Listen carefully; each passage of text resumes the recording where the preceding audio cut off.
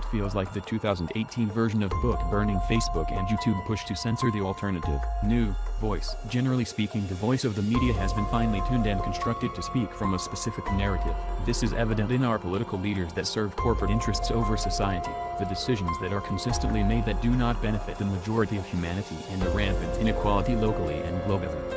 This has been the way the mainstream media, what we call old media, has worked since its inception. Different media organizations works closely with political and corporate interests, and never speak for or against certain selected ideas. 90% of media is controlled by 6 multi-billion-dollar corporations: Comcast, News-Corp, Disney, Viacom, Warner and CBS, so it is hard to expect the old media to serve the people in any way.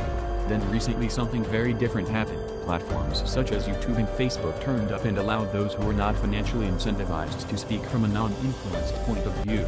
This birthed many large media groups in a very small amount of time, and while still remaining very small in comparison to the bigger groups, some of the well-accepted narratives were challenged. This had a twofold effect. Firstly, it shared stories that were going unnoticed, and secondly, it made the mainstream report on events they usually avoid. Some notable events that were inspired by the alternative, new voice.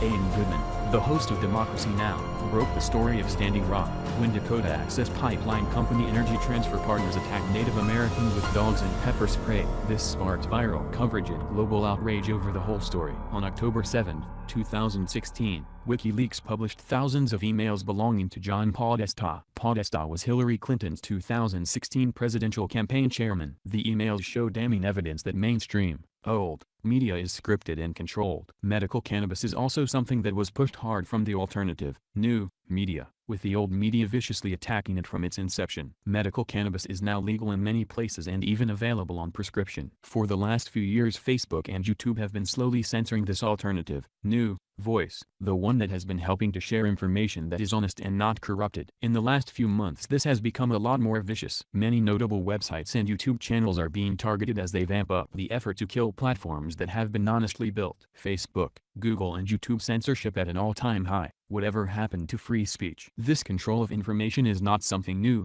However, the leaking of news that challenges the control is. This is the driving force behind these changes, and it is all being done under the name of combating fake news. We have a voice, and that which we choose to consume matters. Please support freedom of speech by talking about this issue and making it clear to Facebook and YouTube that we are not happy with the changes.